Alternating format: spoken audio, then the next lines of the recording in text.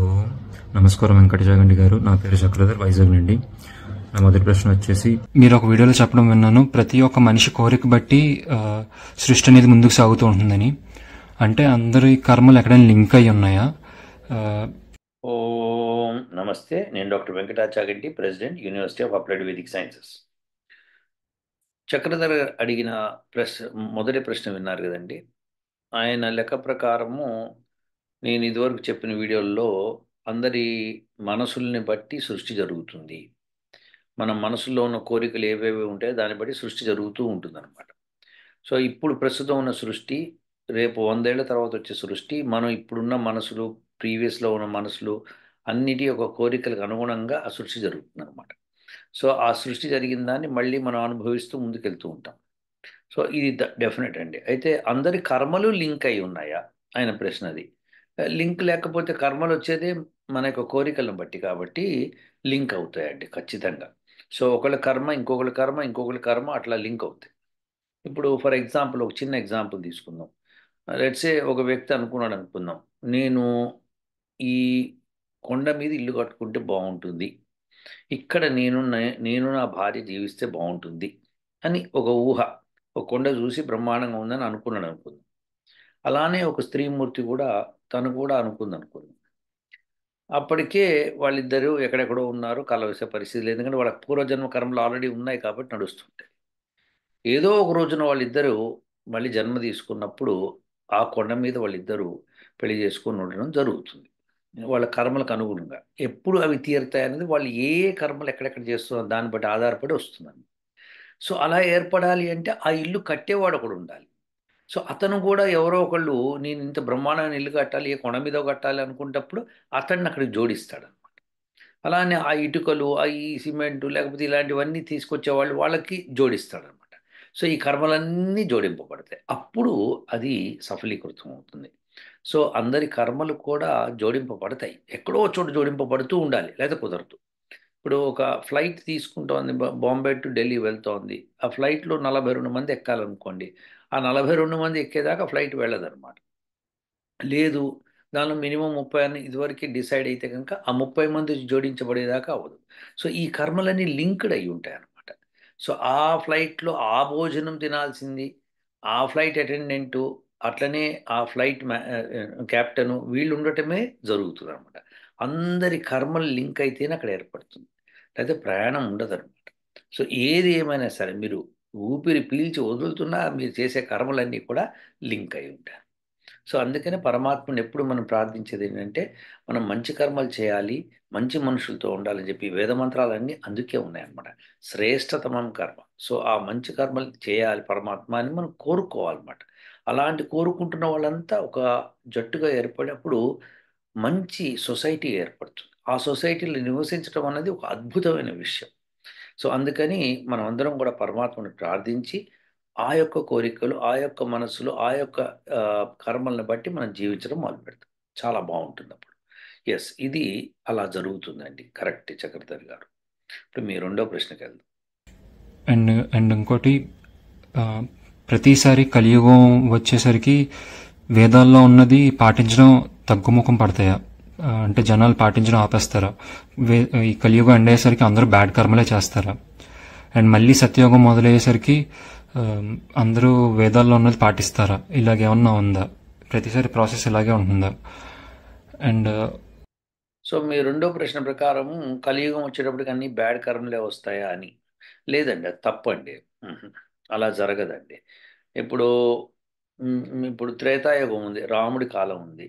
రాముడి కాలంలో రావణాసుడు ఉండేవాడు కదండి. రావణాసుడు అందరినీ చావచేత కొట్టేశాడు, అందరినీ చావచేత కొట్టి ఎంత వీలైతే అంత ఆక్యుపై చేశాడు, లాక్కున్నాడు, అన్నీ చేశాడు. మరి అలా చేసిన వాడు ఈ కాలంలో కూడా ఉన్నాడు కదండి. ఈ కాలంలో ఉన్నాడు, ఆ కాలంలోనే ఉంటాడు.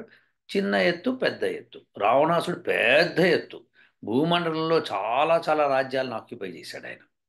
సో అది జరిగింది. అలానే వాలి ఉన్నాడు. వాలి మరి తమ్ముడిని కొట్టి తరిమేసేసి తమ్ముడు భార్యని తన భార్యగా చేసుకొని జీవించడం మొదలుపెట్టాడు. ఇవన్నీ కూడా చాలా పొరపాట్లు కదా. సో అంతేకాకుండా మీరు గమనిస్తే రామాయణం సరిగ్గా చదివితే తెలుస్తుంది, అక్కడ అనేక మంది రాక్షసులు ప్రబలి ఋషుల్ని వాళ్ళని మానవుల్ని పట్టుకొని తినేసేవాళ్ళు, మానవుల్ని తినేసేవాడు ఋషుల్ని. సో ఇది ఎంత పాపమో చూడండి మరి. ఈ ఈ ఈ పరిస్థితి ఏంటి? అంతేకాకుండా రాముడు లాంటి వాడి యొక్క భార్యను ఎత్తుకుపోయాడు. మరి ఇవన్నీ మనకి కలియుగంలో కూడా జరుగుతున్నాయి, ఆ యుగంలో కూడా జరిగినాయి. ఇక రాముడికే దిక్కు లేనప్పుడు ఇంకెంతమంది ఏమైందో మనకి తెలియదు ఆ విషయం. సో రాముడి విషయం తీసుకొచ్చేందుకు రాముడు రావణాసురుడిని చంపాడు కాబట్టి అతని కథని మనం తీసుకొని రాసుకున్నారు, వాల్మీకి గారు రాశారు, చెప్పారు, మనం విన్నాము, ఎవ్రీథింగ్ గుడ్. సో అట్లనే మహాభారతంలో కూడా మీరు వినుంటే కనుక వాళ్ళు పాండవులు ఆ, ఆ, ఆ, మన ఆ, లక్క ఇల్లు తగలబడిన తర్వాత అడవిలోకి వెళ్ళినప్పుడు అక్కడ బకాసురుడిని ఫస్ట్ చంపుతాడు భీముడు. సో ఇలా ఒక్కొక్కరిని చంపుకుంటూ వస్తాడు భీముడు. అందరూ రాక్షసులే, అందరూ చెడు మనస్తత్వం ఉన్న వాళ్ళే. వాళ్ళందరినీ చంపిన తర్వాతనే శాంతి ఏర్పడింది అనమాట. సో మహాభారత యుద్ధం ఎన్ని వేలు లక్షలు చచ్చిపోయారు. సో ఇదంతా కూడా జరిగిందన్నమాట. సో ప్రతి యుగంలోనూ జరుగుతుంది. ద్వాపరంలో జరిగింది, ఇప్పుడు కలియుగం. సో ప్రతి యుగంలోనూ చెడ్డవాళ్ళు ఉంటారు, మంచి వాళ్ళు ఉంటారు. సో ఇదేమి ఒక కలియుగానికి ఒక ప్రత్యేకత ఏమి ఉండదు. ధర్మం మారదు. ధర్మం అనేది ఒక్కటే ఎప్పుడు. సో ఆ ధర్మం వేద ధర్మం, అది ఎప్పుడు మారదు. దాన్ని మనం మనకు అనుకూలంగా మార్చుకుంటూ మనకు అనుగుణంగా చెప్పుకుంటున్నాం అనమాట. ఇప్పుడు ఆ, ఇప్పుడు ఏం చేస్తామంటే ఇప్పుడు తాగేవాడు ఉన్నప్పుడు తాగాలనిపిస్తుంది అనుకోండి, వాడు కథలు చెప్పేస్తాడు. ఏమనంటే ఏముందిరా నా ఆఫీసులో అందరూ తాగుతుంటారు, నేను తాగకపోతే బాగుంటుందా అని కథలు చెప్తాం. తాగద్దు అని కూడా తాగకూడదు అంతే. సో ఇవన్నీ కథలు. మనిషి ఏమో తన స్వార్థం, తనకి కావాల్సిన కోరికలు తీర్చుకుందుకు చండాలమైన అబద్ధాలు చెప్పేస్తాడు.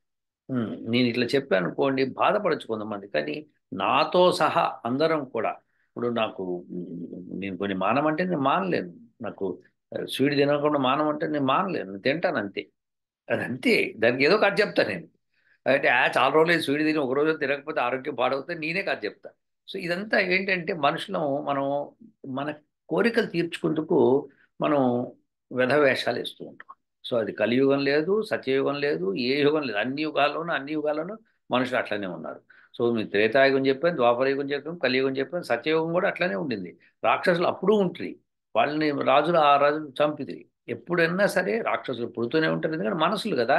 ఆ మనసులు కోరికల్ని బట్టి వాళ్ళు పుడుతూ ఉంటారు, వాళ్ళని ధర్మాత్మను చంపుతూ ఉంటారు, మళ్ళీ పుడుతూ ఉంటారు, మళ్ళీ ధర్మాత్మను చంపుతూ ఉంటారు, ధర్మాన్ని స్థాపిస్తూ పోతారు అన్నమాట. అప్పుడే మిగతా మనుషులు బతకగలుగుతారు. జీవ జంతుజాలం బతకాలి అంటే ధర్మం స్థాపించాలి. ఇది మీ రెండో ప్రశ్న. ఇప్పుడు మీ మూడో ప్రశ్నకు వెళ్దాం. కలియుగంలో అష్టాంగ యోగ సాధనం చేయడం కష్టం అవుతుందా? ఈ ప్రాసెస్ ఏమన్నా ఇంతకుముందు చతుర్యుగాల్లో ఇలాగే జరిగిందా? ఇది నా ప్రశ్న. Thank you. ఇప్పుడు మీ మూడో ప్రశ్న, అష్టాంగ యోగ సాధన కలియుగంలో కష్టమా అని. ఎవరండి చెప్పింది? చెప్పిన వాళ్ళని కాస్త వాళ్ళకి ఆ బుద్ధి జ్ఞానం ఉందో లేదో తెలియదు. పతంజలి మహర్షి రాశాడు దాన్ని. సో పతంజలి మహర్షి దాని గురించి చెప్పాడు, అష్టాంగ యోగ సాధన గురించి. ఆయన ఈ యుగానికి చెప్పాను, ఆ యుగానికి చెప్పట్లేదు, ఆ యుగంలో వేరే చేసుకోండి అని చెప్పు ఉండాలి కదా ఆయన. మరి చెప్పలేదు కదా. వేదంలో కూడా ఎక్కడా కూడా ఈ యుగంలో ఇది పాటించండి, ఈ యుగంలో ఇది పాటించండి అని లేదు. ఇది పురాణాల్లోంచి వచ్చింది. ఎందుకంటే వాళ్ళకి అనుగుణంగా మార్చుకున్నారు తప్పితే ఇంకోటి లేదు. ఇప్పుడు ఒక రాజు ఉన్నాడు అనుకోండి, రాజు సత్యయుగంలో ఉన్నాడు. తర్వాత ఇంకో రాజు వచ్చి త్రేతాయుగానికి వచ్చాడు. త్రేతాయుగంలో కొంతమంది మనుషులు లేదండి, ఆ సత్యయుగంలో అంటే రాజుకు ఒకటే భార్య ఉండాలండి, ఇక్కడ ఇద్దరు భార్యలు ఉండొచ్చండి, ముగ్గురు ఉండొచ్చండి, నలుగురు ఉండొచ్చండి, ఇలా చెప్పుకోపోతే ఇప్పుడు అది ఆ వేదం చదివిన వాళ్ళు దాన్ని అబద్ధం చెప్పారు అనుకోండి. దాన్ని వేదంలో లేదు, ఎక్కడ చూపించాలి? పురాణం ఒకటి రాస్తారు. అయితే ఎప్పుడండి, మనకి వేల సంవత్సరాల క్రితం ఇది రాశారండి, సో ఇది చెప్పారండి అని చెప్పి ఆ తాటక పత్రాల్లో ఏదో ఒకటి చెప్పి చూపిస్తారు. లేదా ఒక శ్లోకం అల్లేస్తారు, ఆ శ్లోకం చెప్పేస్తారు, ఇది ఫలానా చోట ఫలానా పురాణంలో ఉండిందండి అని చెప్పంగానే ఇక రాజు ఏం చేస్తాడు, అట్లనే అయితే నేను చేసుకోవచ్చు అనుకుంటాడు. అతనికి కావాల్సిన కోరిక అనుగుణంగా అది రాసి ఉంది కదా, సో చేసేసుకుంటాడు. సో ఇలా రాజులు వాళ్ళని వాళ్ళ ప్రాపకం కోసం రాసిన కథలు చాలా ఉన్నాయి. అలానే మనుషుల్ని ఒక మట్టు తప్పుదోవ పడుతున్నారు అనుకోండి, వాళ్ళని మంచి దోవలో పెట్టడానికి కూడా ప్రయత్నం చేస్తూ పురాణాల్లో కొంత కథలు అల్లారు. సో ఆ కథల్లో నిజం ఎంత అబద్ధం ఎంత అని మనం ఫిల్టర్ చేసేసుకుంటూ వెళ్ళిపోవాలి. సో అదేం లేదండి, ప్రతి యుగంలోనూ అష్టాంగ యోగ సాధన సాధ్యమే. ఇప్పటికీ సాధ్యమే, ఈ రోజుకి సాధ్యమే, రేపొద్దునకి సాధ్యమే, కొన్ని లక్షల సంవత్సరాల తర్వాత కూడా సాధ్యమే. కాబట్టి ఈ యుగంలో చేస్తాము, ఆ యుగంలో చేయము, వెర్రి మాటలు చెప్పేవాళ్ళని పిర్ర మీద ఒకటేయండి. ఎందుకంటే సూర్యుడు కలియుగంలోనూ త్రేతాయుగంలోనూ ఒకే రకంగా ఉన్నాడా మారిండా? అడగండి కాస్త. అయితే అది కూడా కథ చెప్పేయచ్చు అండి. తప్పని చెప్పండి. అది అట్లాంటి తప్పులు మాటలు మాట్లాడకూడదు. ఎందుకంటే ఫిజిక్స్ ఏం చెప్తుంది అన్నది చూడండి ఒకసారి. సైన్స్ ధర్మం ఏం చెప్తుంది అని చూడండి ఒకసారి. ఆక్సిజన్ హైడ్రోజన్ కలిపితే వాటర్ ఏర్పడుతున్నాయి, పలానా టెంపరేచర్ పలానా ప్రెషర్ దగ్గర పలానా క్యాటలిస్ట్ పనిచేస్తే అని చెప్పింది అనుకోండి. అది భూమండలంలో చంద్రమండలంలోకి వెళ్ళినా, గురుగ్రహం మీదకి వెళ్ళినా, ఏ గ్రహం మీదకి వెళ్ళినా అదే రియాక్షన్, అదే టెంపరేచర్, అదే ప్రెషర్. అది ధర్మం అంటే. అలా జరుగుతుంది అనమాట. లాస్ అంటారు, LAWS laws. So there four ఈ లా ఏదైతే ఉందో ఆ లా వేదంలో రాయబడింది. సో అది ఎలా ఉంటే అలానే జరుగుతుంది, కానీ వేరే విధంగా జరగదు. సో అప్పటికి సూర్యుడు, ఇప్పటికీ సూర్యుడు. ఒకసారి నన్ను ఎవరో అడిగారు కూడా, ఏమనంటే, సార్ వేదాల్ని ఎవరు ఎత్తుకుపోయారంట కదండి అని చెప్పి అడిగారు. అడిగితే నేను అడిగాను, వేదాలు ఎవరు ఇచ్చారండి అని. పరమాత్ముడు ఇచ్చాడండి. వెరీ గుడ్ అండి. మరి సూర్యుడు ఎవరు ఇచ్చారండి? పరమాత్ముడే. మరి సూర్యుడిని ఎందుకు ఎత్తుకుపోలేదన్న. ఇలా 2 నిమిషాలు ఆలోచించారు. అమ్మ ఇది కరెక్టే కదా అని. అంటే కరెక్ట్, మరి లాజిక్ ఉండాలి అక్కడ. సూర్యుని ఎత్తుకుపోలేదు, చంద్రుడిని ఎత్తుకుపోలేదు, నక్షత్రాన్ని ఎత్తుకుపోలేదు, భూమండలాన్ని ఎత్తుకుపోలేదు, వేదాలను ఎత్తుకుపోలేదు. ఏమైనా అర్థం ఉంది అసలు? ఎవ్వరు ఎక్కడ ఎత్తుకుపోలేదు. చదవడం చేతగా చేతకాక చతికిలబడి చవటలుగా తయారై ఈ విధమైన కబుర్లు చెప్తారు. చక్రధర్ గారు ఇలాంటి వాటిని నమ్మకండి. ఇలాంటి యథవ మాటలు ప్రవచనాలు చేసే వాళ్ళని నమ్మకండి. ఇది తప్పది. ఎప్పుడూ ధర్మం ఒకే రకంగా ఉంటుంది. మనం పాటిస్తే పాటింపబడుతుంది, మనం పాటించకపోతే పాటింపబడదు. రూల్, అది బేసిక్. నేను శ్వాస తీసుకోవాలనుకుంటే శ్వాస తీసుకుంటాను, లేకపోతే లేదు. నేను తినాలనుకుంటే తింటాను, లేకపోతే లేదు. నేను అమ్మాలనుకుంటే అమ్ముతాను, లేకపోతే లేదు. నేను ఎవరినన్నా ఏదన్నా మోసం చేయాలనుకుంటే చేస్తాను, లేకపోతే లేదు. ఎవరికైనా సహాయం చేయాలనుకుంటే చేస్తాను, లేకపోతే లేదు. ఇది ధర్మం. అంతేకాని కలియుగం కదా, డబ్బులు తీసుకుని తిరిగి ఇవ్వక్కర్లేదు, ఎందుకంటే ఇది అన్యాయం జరుగుతుంది. ఇదనమాట. డబ్బులు తీసుకోవడం మటుకు బాగానే ఉంది కలియుగంలో, ఇవ్వడం మటుకు ఆ కలియుగం వదిలేస్తే అయిపోతుంది. తప్పండి ఇది. ఇలాంటి చేష్టలు చేయకండి. ఇలాంటివన్నీ ఎవరిని చేయొద్దని చెప్పండి. ఎవరిని చేసినా నమ్మకండి. ప్రతి యుగంలో ధర్మం ఒక్కటే. మనం పాటిస్తున్నామా లేదా అన్నదే ధర్మం. లేదండి ఇప్పుడు నేను పాటిస్తున్నా, ఎవడు పాటిస్తలేడు. ఇప్పుడు ఒకడు ఉంటాడు, ఆ, ఒక కలెక్టర్ ఆఫీసో ఏదో ఒక ఆఫీస్ ఉందనుకోండి, గవర్నమెంట్ ఆఫీస్. దానిలో ఒక 20 మంది కర్మచారులు ఉన్నారు. ఆ 20 మందిలో 19 మంది లంచాలు తీసుకుంటున్నారు. ఒక్కడు లంచం తీసుకోవద్దని సిద్ధపడ్డాడు. దానికి అందరూ ఏమంటారంటే, అరే 19 మంది ఉన్నారు, 20 మందిలో 19 మంది తీసుకుంటున్నారు, నువ్వు ఒక్కడివి తీసుకోకపోతే ఏమైనా ఆగుతుందా చూడు. వాళ్ళు లంచం తీసుకుంటున్నారు, పాస్ చేస్తున్నారు. సో వెంటనే సంతకాలు పెట్టేస్తున్నారు, అయిపోతుంది పని. నువ్వు చేసినా చేయకపోయినా అది చేస్తున్నారు కదా అని అంటారు. అప్పుడు అక్కడ ధర్మం వస్తుంది. వాళ్ళు చేస్తున్నారంటే నేను చెయ్యాలా వద్దా అని నిర్ణయించుకోవాలి. సో నేను నిర్ణయించుకున్న చెయ్యను, వాళ్ళు చేస్తే అది వాళ్ళ పాపం, నాది కాదు. నేను ధర్మంగా ఉంటాను. మీ పెళ్ళాం పీక్కు తింటాను అనుకోండి, వాళ్ళంతా బ్రహ్మాండంగా కార్లు మేడలు కడుతున్నారు, నువ్వేం కడతలేవు అంటే వదిలిపారేయటమే అలాంటి వాళ్ళని. ఎందుకంటే ధర్మం ఏం చెప్తుందంటే భార్యాభర్తలు ఇద్దరు ఒక మార్గం మీద నడవాలి, లేకపోతే వదిలిపారేసింది కదా, కూడా వదిలిపోతుంది. బ్రహ్మాండమైన ధర్మం మీరు మీరు నిలబడచ్చు. ఎందుకంటే ప్రతి మనిషి చనిపోయేటప్పుడు తను ఒంటరిగా వెళ్తాడు, భార్యను తీసుకుని వెళ్ళడు, భర్తను తీసుకొని భార్య వెళ్ళదు. కాబట్టి ధర్మం ధర్మంగా ఉండాలి. ప్రతి స్త్రీ, ప్రతి పురుషుడు తన ధర్మాన్ని నెరవేరుస్తూ ఉండాలి తప్పితే వాళ్ళు నెరవేర్చడానికి సహాయంకారిగా లేరు అనుకోండి, కొంతకాలం చెప్పి చూడండి, వినకపోతే వదిలిపారేయండి. నా వల్ల ఇతలేదు ఇది అని చెప్పేసేయాలి. ఎందుకంటే ధర్మం ధర్మమేనండి. ధర్మాన్ని పాటించడం అన్నది మీ యొక్క ముఖ్య లక్షణం. అది గనక వేదం ద్వారా తెలుసుకొని మీరు పాటిస్తున్నారనుకోండి, అద్భుతం. అప్పుడు ప్రపంచం శాంతిగా ఉంటుంది. అప్పుడు మీరు ఎక్కడ అడుగు పెడితే అక్కడ శాంతి వర్ధిల్లుతూ ఉంటుంది. అక్కడ సస్యశ్యామలంగా ఉంటుంది. అక్కడ మనుషులు ఆరోగ్యకరంగా తయారవుతారు. ఇవన్నీ అవుతాయి అన్నమాట. కాబట్టి ధర్మం పాటించండి. ధర్మం యొక్క ముఖ్య లక్షణం తెలుసుకోండి. వేదంలో ధర్మం గురించి చాలా చెప్పారండి. ఇది మీ యొక్క మూడో ప్రశ్నకి. ఇప్పుడు మనము ఆ, విద్వాన్ గారి ప్రశ్న కోసం వెళ్దామండి. డాక్టర్ వెంకట చాగంటి గారికి నమస్కారములు. నాదో చిన్న ధర్మ సందేహం.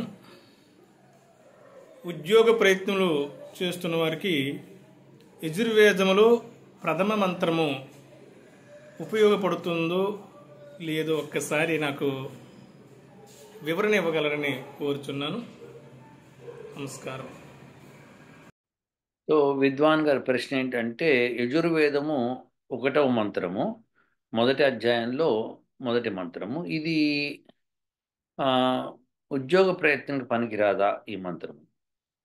విద్వాన్ గారు, ఈ మంత్రము చాలా శ్రేష్టమైన మంత్రం అండి. దేని కొరకు అంటే ప్రతిదాని కొరకు, ఉత్తి ఉద్యోగానికి కోసమే కాదు.